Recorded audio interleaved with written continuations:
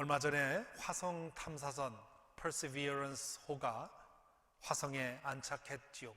아마 이 먼지를 날리면서 이 Perseverance호가 화성에 착륙하는 모습을 보시고 또 화성에서 부는 바람의 소리도 많은 분들이 들으셨을 것 같습니다.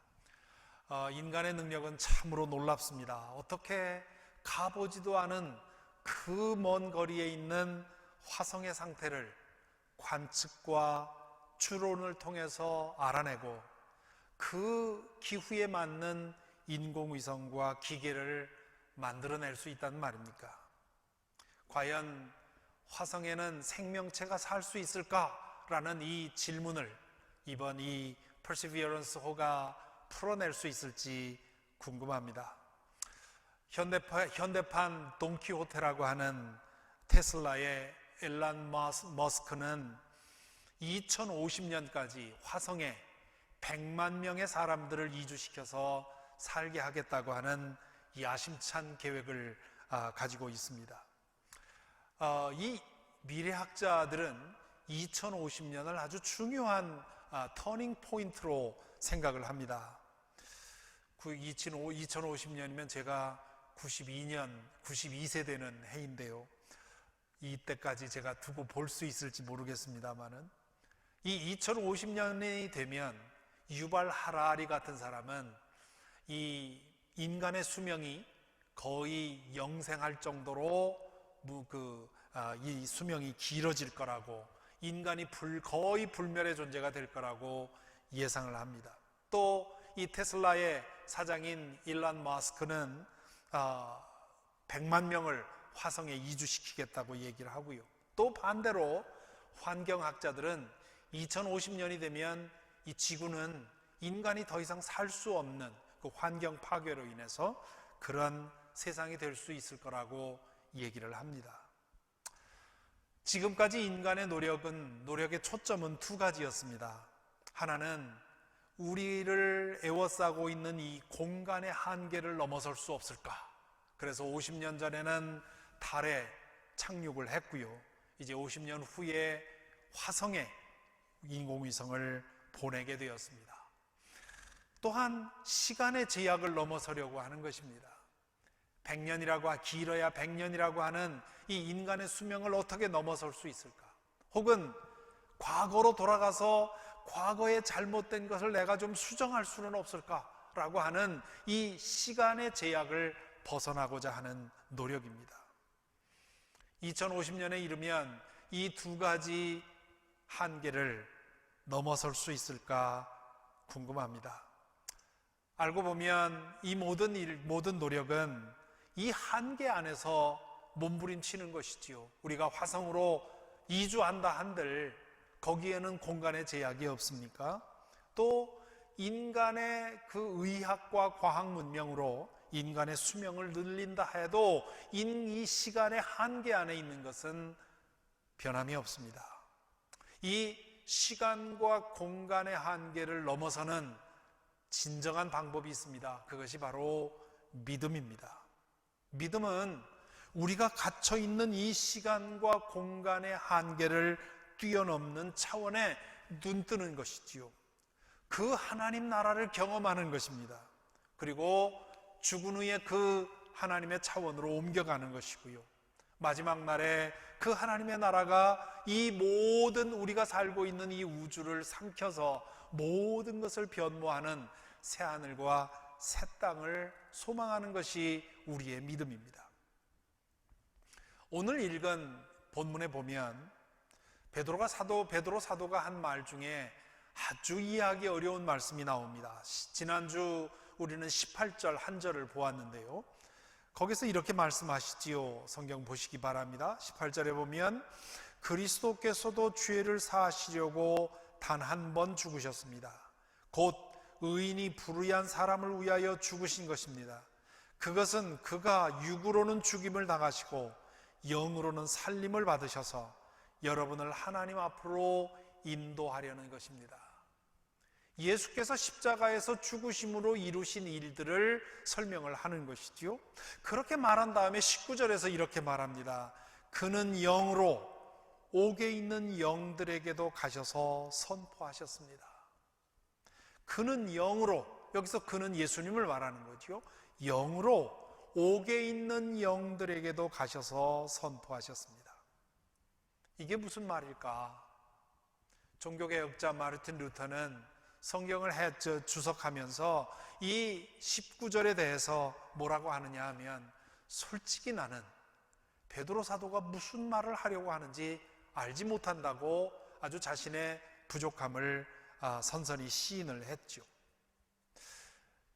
기독교 전통에서 이 3장 16절은 언제나 신비에 갇혀 있는 그런 구절로 인정이 되어 왔습니다. 그런데 가장 유력한 해석은 십자가에서 예수님이 운명하신 후에 부활하시기 이전까지 행하신 일에 대한 언급일 것이라고 봅니다. 예수께서 죽은 자들의 세계로 가셔서, 다시 말하면 과거의 세계로 가셔서, 시간으로 가셔서 복음을 듣지 못하고 죽은 사람들에게 복음을 전했다고 하는 거죠. 예수님에 대해서 자주 하는 질문 중에 하나가 있습니다. 그게 뭐냐면, 십자가에서 운명하신 후에 부활하시기 이전까지 예수님은 어떤 상태에 있었을까 하는 질문입니다. 왜 이런 질문을 하느냐 하면, 예수님이 하나님의 아들이시란 말이죠. 하나님이시란 말이죠. 그렇다면 그분은 영원한 분입니다. 죽었다 살았다 할 수 있는 분이 아니지요. 그러므로 십자가 위에서 육신은 죽었어도 그분의 영은 계속 살아 있어야 마땅합니다. 그렇다면 부활하시기 이전까지 그분의 영은 무엇을 하셨느냐 하는 질문은 당연히 할 수 있는 질문이지요. 베드로전서 3장 19절의 말씀은 바로 이 질문에 대해서 대답을 준 것이라고 해석을 하는 것입니다. 그 기간 동안에 예수님이 죽은 자들의 세계에 가서 복음을 전했다는 것이지요. 우리 사도신경에 보면 우리말로 번역된 사도신경과 영어로 된 사도신경을 비교하면 한 문장 빠진 문장이 있습니다. 우리 사도신경에는 본디오 빌라도에게 고난을 받아 십자가에 못 박혀 죽으시고 장사된 지 사흘 만에 죽은 자 가운데서 다시 살아나셨으며, 이렇게 되어 있는데요, 영어의 그 원문을 보면 He suffered under Pontius Pilate, was crucified, dead and buried. 이거 우리 사도신경에 있는 겁니다. 그리고 그 다음 문장이 빠져 있습니다. 그 다음 문장이 뭐냐면 He descended into hell, 이렇게 되어 있습니다. 지옥으로 내려가셨다. 이 hell이라고 하는 단어는 최근에는 영어권에서 the dead라는 말로 바꿨습니다. He descended to the dead, 죽은 사람들에게 내려가셨다, 그렇게 되어 있는 거죠. 왜 우리말 성경에서는, 사도신경에서는 이 구절을 뺐을까? 그 이유는 이 고백의 근거가 되는 성경 구절이 오늘 읽은 베드로전서 3장 19절 한 절밖에 없기 때문입니다. 한 절밖에 없어도 그것이 진리를 담고 있으면 그대로 보존해야 되죠. 해석에 난점이 있다고 해서 제거하는 것보다는 그냥 두는 것이 더 좋습니다. 그러나 맨 처음에 사도신경을 번역할 때, 우리말로 번역할 때 그걸 뺀 이후에 아직도 그거 없는 사도신경을 우리는 고백하고 있죠. 베드로 사도는 계속해서 3장 20절에서 이렇게 말을 있습니다. 보십시오. 3장 20절 이렇게 말합니다. 그 영들은 옛적에 노아가 방주를 지을 동안에 곧 하나님께서 아직 참고 기다리실 때에 순종하지 않던 자들을 말하는 것입니다. 옥에 있는 영들은 노아 시대의 홍수로 인해서 죽은 사람들을 가리킨다는 뜻입니다. 여기 선포하셨다라는 말에 사용된 헬라어 퀘리소라는 말은 예수님이 전도하실 때 사용한 또 같은 단어입니다. 왜 베드로 사도는 노아 시대의 홍수로 인해서 죽은 사람들을 언급하고 있을까? 예수님 당시에, 아니 그 이전에도 노아의 홍수 이야기는 성경에만 있는 것이 아니라 당시의 지중해 연안의 전설과 민담 가운데 자주 나타나는 이야기였습니다. 그러니까 이 홍수 이야기는 기독교에만 있는 것이 아니라, 우리 구약 성경에만 있는 것이 아니라 그 당시에 여러 민족들에게 널리 퍼져 있던 그 이야기 중에 하나입니다. 그런데 이 홍수가 끝난 후에 노아가 지은 방주가 머물렀던 산이 아라랏산이라고 우리 성경에 되어 있는데, 창세기에 나와 있는데요, 그 아라랏산이 터키에 있습니다. 지금 베드로 사도가 이 베드로 전서를 써서 보낸 그 지역이 바로 이 아라랏산이 있는 터키 지역입니다. 따라서 그 지역에 살던 신자들, 예수 그리스도의 복음을 듣고 그 복음을 받아들여서 우리가 예수 그리스도의 그 보혈로 구원을 받았다고 믿는 사람들에게 한 가지 질문이 있었던 겁니다. 그 질문이 뭐냐 하면, 노아 시대에 홍수로 인해서 죽은 사람들 가운데 물론 죄를 지어서 심판받기에 충분한 사람들도 있었지만 선량한 사람들도 있었던 것이지요. 복음을 믿어야만 구원받는다면, 그렇다면 노아의 홍수로 인해서 희생당한 그 선량한 사람들은 그러면 억울하지 않느냐? 그 사람들까지 구원받지 못한다면 하나님이 정의롭지 못한 거 아니냐? 공의롭지 못한 거 아니냐? 이런 질문이 있었던 것이지요. 복음은 언제나 이와 같은 유사한 질문을 제기합니다. 아마 여러분 중에도 전도해 보신 분들이라면 그 전도 대상자들로부터 이런 질문을 받았을 겁니다. 아마 여러분도 그런 질문을 해보셨을지 모르고요. 만일 예수 그리스도의 복음을 믿어야만 구원받는다면 복음을 듣지 못하고 죽은 옛날 사람들은 어떡하느냐? 그들 중에 선하고 의롭게 산 사람들 많이 있을 텐데 그 사람들도 그러면 멸망당하느냐? 세종대왕은 구원받았느냐? 이순신 장군은 구원받았느냐? 이 임진왜란 때 나라를 지키기 위해서 희생당한 그 무고한 백성들은 그러면 어떻게 되는 거냐? 이런 질문 아마 여러분도 해보셨을 거고 들어보셨을 겁니다. 베드로가 이 편지를 쓸 때 이 편지를 받아 읽는 사람들이 그런 질문을 하고 있었던 것이지요. 노아의 홍수 때 희생된 사람들은 그러면 복음을 듣지 못했다고 해서 그 선량한 사람들이 다 그냥 멸망당했다면 이거 하나님이 과연 정의로우시냐? 이런 질문을 하는 것이지요. 거기에 대해서 베드로 사도는 예수님께서 십자가에 달려 운명하신 후에 부활하시기 전까지 그 죽은 자들의 세계에 내려가셔서 복음을 전하셨는데 그들 가운데 노아 시대에 희생당한 사람들도 그 대상이었다고 하는 것이지요. 그렇기 때문에 하나님은 모든 사람에게 동일한 구원의 기회를 주셨다고 말하는 것입니다. 베드로가 이 사실을 어떻게 알았을까요? 아마도 부활하신 주님께서 승천하시기 전에 베드로에게 말해주지 않았을까 싶습니다. 아마 지금 이 말씀을 듣고 어떤 분들은 저 목사가 전설 같은 얘기하고 있네, 혹은 동화 혹은 신화 같은 얘기하고 있는가, 이런 생각하실지 모르겠습니다. 과거에는 그렇게 생각을 했죠. 과거에는 과거로 돌아가서 무슨 일을 한다고 하는 것이 말도 안 되는 이야기처럼 들렸습니다. 하지만 아인슈타인 이후의 현대 물리학은 우리가 아는 시간관념에 대해서 새로운 사실을 밝혀내고 있습니다.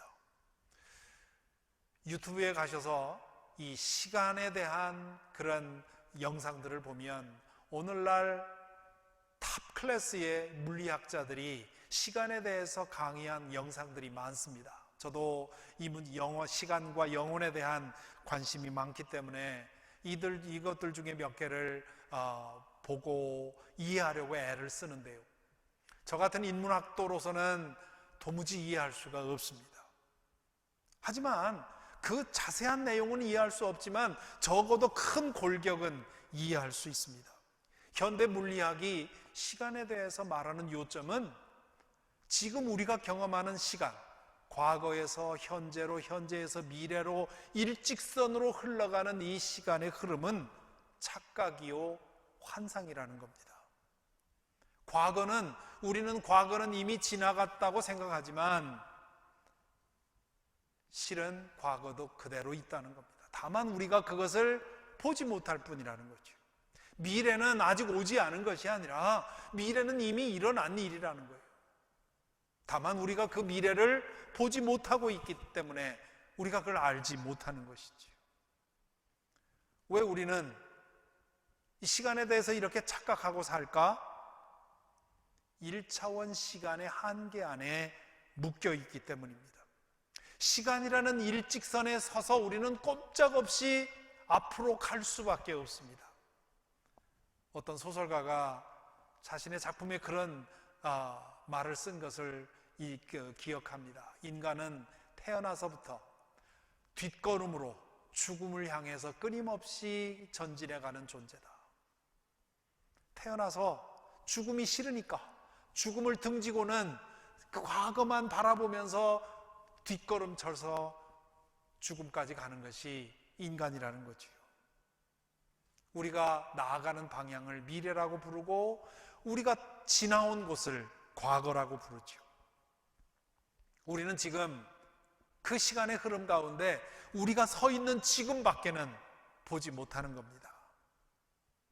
하지만 우리에게 보이지 않는다고 해서 없는 것은 아니라고 현대물리학은 얘기를 합니다. 밤에 태양이 없다고 태양이 없는 것은 아니지 않습니까? 낮에 별이 보이지 않는다고 해서 별이 없어진 것이 아닙니다. 과거가 사라진 것이 아닙니다. 없어진 것이 아닙니다. 내 눈에 보이지 않는 것뿐이지요.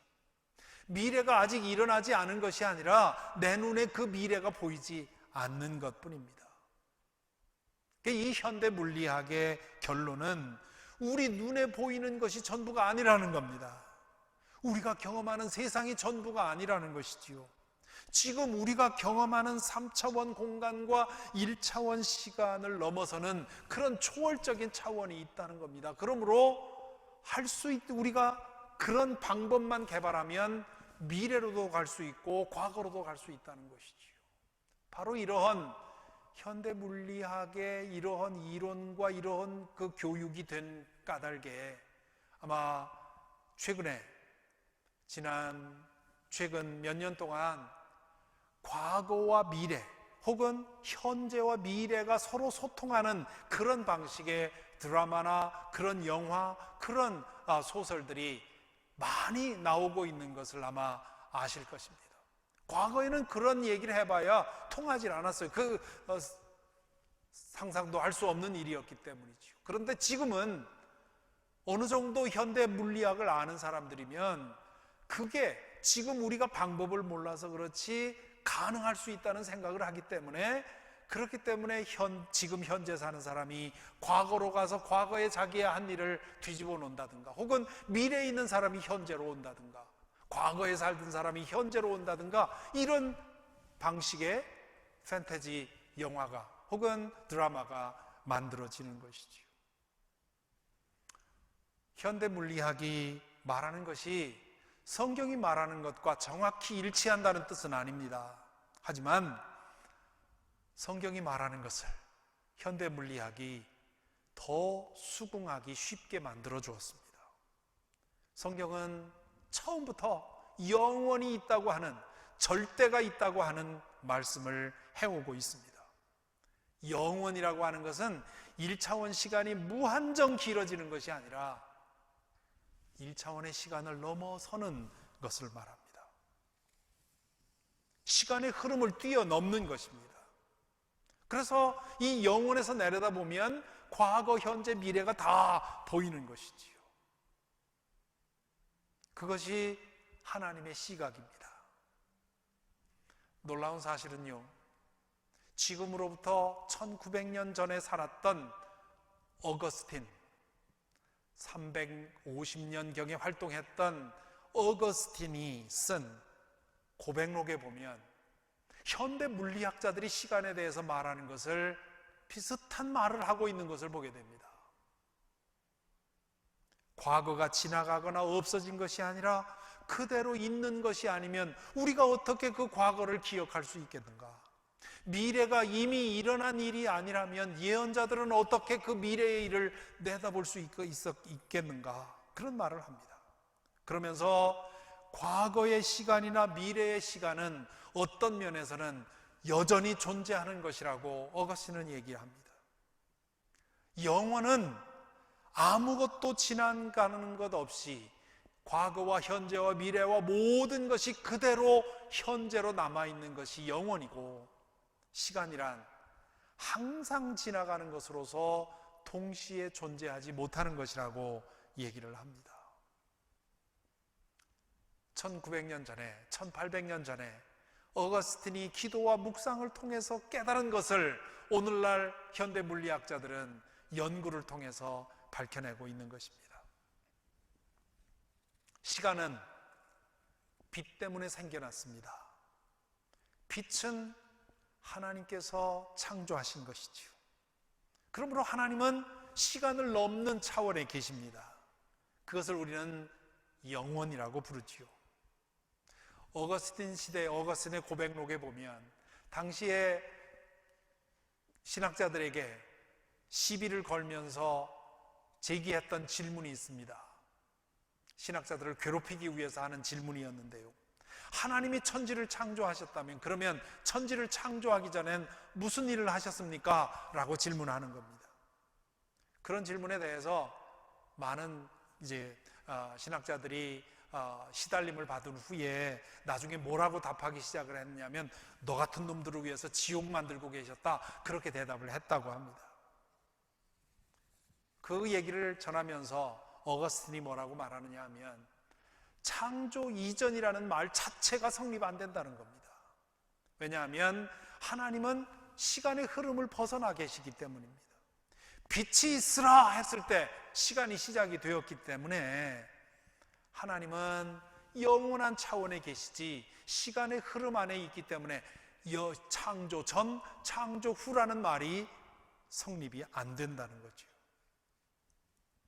성육신 사건은 하나님께서 시간의 제한 속으로 들어오신 것을 말합니다. 요한복음 1장 14절에 보면 그 말씀이 육신이 되어 우리 가운데 사셨다, 그렇게 말하죠. 이 말은 영이신 하나님이 육신을 입으셨다는 뜻이고요, 영원하신 분이 시간 속으로 들어오셨다는 뜻입니다. 영원의 차원에서 과거, 현재, 미래를 다 보실 수 있던 분이 당신을 낮추셔서 현재만 볼 수 있는 존재로, 우리와 똑같은 존재로 들어오셨다는 뜻입니다. 그렇기 때문에 예수님은 이 땅에 계시는 동안 그 영원한 차원을 문득문득 보여주셨습니다. 그 중에 한 사건이 변화산 사건이지요. 지난주에 우리 사김의 소리 진도 중에 변화산 이야기를 보게 되었는데요, 예수님께서 베드로와 요한과 야고보를 데리고 산에 올라가서 기도하십니다.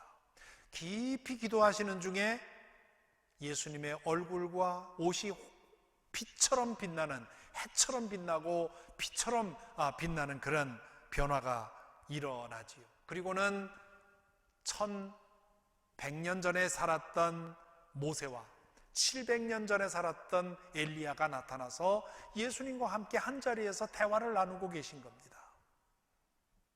이것은 세 제자가 황홀경 속에서 본 환상이 아닙니다. 환상은 내 머릿속에서 일어나는 일이지요. 바깥에서 일어나고 있는 현상을 본 겁니다. 이 사건은 시간의 흐름 안에 영원히 잠시 침투해 들어온 그런 사건입니다. 영원의 차원에서는 과거와 현재와 미래가 동시적인 사건입니다.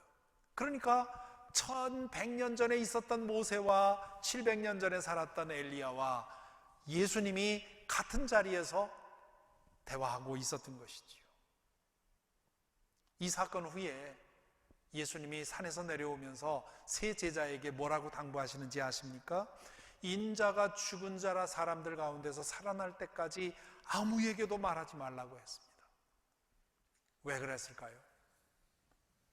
예수님이 죽은 자들 가운데서 부활하셔서 하나님 나라가 정말 있다고 하는 영원한 차원이 있다고 하는 사실을 알지 못하면 지금 이 변화산에서 일어난 사건은 전혀 이해할 수 없기 때문입니다. 그러므로 부활한 후에 제자들이 다 부활을 믿고 부활로 인해서 하나님 나라를 믿고 그거로 인해서 영원한 차원을 믿게 되면 그때 얘기해 주라고 얘기를 합니다. 뿐만 아니라 예수님은 이 영원한 차원에 계시다는 사실을 말씀을 통해서 또 드러내 보여주십니다. 마태복음 22장 32절에 보면 부활에 대한 말씀을 하십니다. 그 부활에 대한 말씀을 하시면서 예수께서 이렇게 말씀하시지요. 하나님께서는 나는 아브라함의 하나님이요 이삭의 하나님이요 야곱의 하나님이다 하고 말씀하셨다. 하나님은 죽은 사람들의 하나님이 아니라 살아있는 사람들의 하나님이다. 이 말씀은 하나님에게는 아브라함도 이삭도 야곱도 죽은 사람이 아니라는 말입니다. 왜냐하면 과거는 하나님에게 여전히 살아있는 현재이기 때문입니다.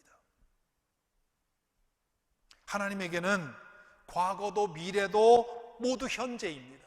그러니까 제 하나님께는 저의 증조 할머니도 저의 할머니도 저의 어머니도 지금 살아계시다는 말입니다. 요한복음 8장에 보면 예수님과 유대 사람의 논쟁이 나옵니다. 예수님이 유대 사람들에게 이렇게 말씀하십니다. 너희 조상 아브라함은 나의 날을 보리라고 기대하며 즐거워하였고 마침내 보고 기뻐하였다. 그렇게 얘기를 합니다. 그러자 유대 사람들이 뭐라고 답하느냐 하면 아니 당신은 나이가 50도 되지 않았는데 아브라함을 보았다는 말이요. 그렇게 얘기를 합니다.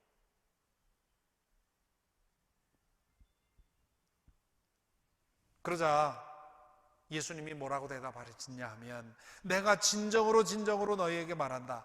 아브라함이 태어나기 전부터 내가 있다. 그렇게 얘기를 합니다.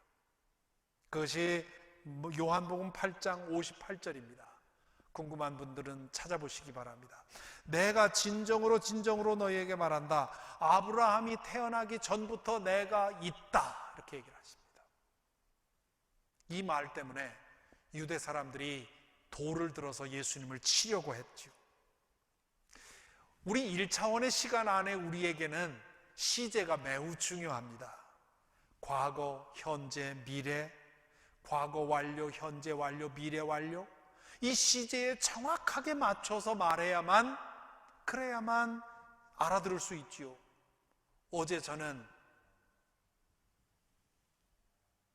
있었고요. 오늘 저는 지금 여기 있는 거고요. 내일은 있을 거고요. 과거와 현재와 미래가 분명히 구분되어야 합니다. 그런데 예수님은 아브라함이 태어나기 전부터 내가 있었다라고 말하지 않고 아브라함이 태어나기 전부터 내가 있다 그렇게 말합니다. 왜 그렇게 말씀하셨습니까? 그분은 시간의 흐름을 벗어난 분이기 때문입니다. 영원하신 분은 언제나 있습니다. 과거에도 있고 현재에도 있고 미래에도 있는 겁니다. 이렇게 본다면 베드로전서 3장 19절의 말씀의 의미를 어느 정도 짐작할 수 있습니다. 아직 완전하게 다 알 수 있다고는 말할 수 없습니다. 저도 그렇게는 말하지 못하겠습니다. 하지만 이런 뜻이구나 하는 것을 짐작할 수는 있습니다. 그는 영으로 옥에 있는 영들에게도 가셔서 선포하셨습니다.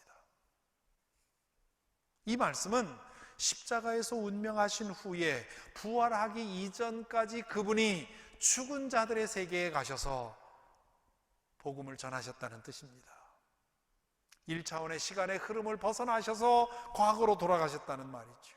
그래서 그 과거에 복음을 듣지 못하고 죽은 모든 사람들에게 복음을 전하셨는데, 그들 가운데 이 베드로전서를 받아서 읽었던 사람들이 가장 궁금해하는 노아의 홍수시대에 죽은 사람들도 포함되어 있다는 겁니다.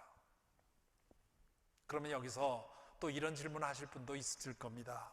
아니, 예수님이 십자가에서 운명하신 후에 부활하실 때까지 시간으로 따지면 하루 반 정도, 시간으로 따지면 한 30시간 정도 되는데 도대체 그 시간에 그런 일을 어떻게 할 수 있는가? 이것도 역시 시간을 제대로 이해하지 못하고 하는 질문입니다. 우리가 느끼는 시간은 30시간밖에 안 되지요. 그렇지만 시간의 흐름을 넘어서면 그 30시간은 우리의 그 경험과는 다른 시간이 됩니다. 현대 물리학자들이 그런 얘기합니다. 타임머신은 얼마든지 가능하다. 그래서 만일 인간이 빛의 속도에 거의 가까운 그런 비행 물체를 만들어낸다면 그 비행기를 타고 지구 바깥으로 6개월 동안 비행하고 다시 6개월 동안 비행해서 지구로 돌아오면 그 비행기 안에 있는 사람은 1년, 한 살 더 먹은 반면에 지구에 돌아오면 지구는 수백만 년 후에 수백만 년이 지난 상태가 될 거라는 것입니다. 시간이라고 하는 것은 1차원 시간에 갇혀있는 우리가 계산하는 것과 영원에 계신 하나님의 계산은 전혀 다른 겁니다. 그렇기 때문에 시편 90편 4절에서 주님께는 하루가 1000년 같고 1000년이 하루 같습니다, 그렇게 얘기를 하죠. 이것도 누군가가 하나님의 영원을 생각하면서 현대 물리학자들보다 수백 년 전에 이 사실을 깨달은 것이죠. 하나님의 영혼에서는 우리가 지금 이 1차원 시간에 갇혀서 느끼는 그 시간과는 전혀 다른 시간이겠구나 생각을 한 것입니다. 십자가에 달려 우리의 죄를 짊어지고 죽임을 당하신 예수님, 그분은 운명하신 후에 죽은 자들에 가셔서 복음을 전하신 후에 부활하시고, 그리고 부활하신 후에 오늘 말씀 3장 22절에 보면 뭐라고 되어 있습니까? 그리스도께서는 하늘로 가셔서 하나님의 오른쪽에 계시니 천사들과 권세들과 능력들이 그에게 복종하고 있습니다. 부활하셔서 승천했다고 얘기를 하는데, 승천했다는 말은 어느 다른 공간으로 옮겨가셨다는 말이 아니라 시간 속에 들어오셨던 예수님이 영원의 차원으로 돌아가셨다는 뜻입니다. 그리고 그 영원의 차원에서 온 세상을 다스리는데 천사들과 능력들과 권세들이 그분의 다스림 아래 있다고 얘기를 합니다. 그리고 때가 되면 주님께서는 이 모든 것을 변모시켜서 새하늘과 새 땅을 만드실 거라고 말씀하십니다. 오늘 좀 어려운 얘기를 한 것 아닌가 싶습니다. 아마 시간과 영혼에 대해서 생각해보고 질문해 본 적이 없다면 제가 오늘 드리는 말씀이 아주 이상한 말씀처럼 들릴 수도 있을 것입니다. 하지만 우리가 믿는 하나님이 어떤 분인지, 우리에게 주어진 소망이 어떤 것인지, 예수 그리스도가 어떤 일을 하셨는지를 제대로 알려면 이 문제에 대해서 생각해 봐야 합니다. 시간은 무엇이고 영혼은 무엇인지. 이것이 우리가 믿는 복음입니다. 우리가 믿는 복음은 우리 눈에 보이는 것이 전부가 아니라는, 우리의 소망은 과학 문명에 있지 않다고 하는, 시간의 제약을 넘어서 영혼으로 들어가는 길은 믿음에 있다고 하는, 우리를 가두고 있는 공간의 제약을 넘어서서 절대적인 하나님의 차원으로 돌아가는 그 길이 믿음 안에 있다고 하는 것을 우리에게 말하고 있습니다. 예수 그리스도를 주님으로 영접하고 믿음으로 우리는 하나님의 영원한 차원으로 옮겨지는 겁니다. 지금은 믿음 안에서 잠정적으로 그 영원한 차원을 맛보지만 죽은 후에 그 영원한 나라로 가게 될 것이고, 그리고 마지막 날에 온 세상에 그 나라가 임하게 될 것이고, 우리는 예수 그리스도의 부활에 참여하게 될 것입니다. 이것이 복음이 우리에게 전하는 그 소망의 전모입니다. 베드로 사도는 이 사실을 교인들에게, 그리스도인들에게 말하면서 이 믿음 위에 서서 지금 이 땅에서 어떤 일을 겪든 두려워하지 말고 설사 죽음 앞에 서서라도 죽음이 끝이 아니라고 하는, 우리는 이미 하나님의 영원한 나라 절대적인 차원으로 옮겨진 존재라고 하는 것 믿고 두려움 없이 살아가라고 하는 그런 말씀을 주십니다. 우리는 지금 현재는 육신의, 물질의 3차원 공간에 1차원 시간에 갇혀 있지만, 그러나 하나님 안에 어떤 것도 잃지 않고 어떤 것도 지나가지 않고 우리에게 무슨 일이 일어난다 하더라도 그것이 우리를 어찌할 수 없다는 사실, 그 믿음을 가지고 담대하게 이 세상을 살아가는 저와 여러분이 되기를 간절히 바랍니다.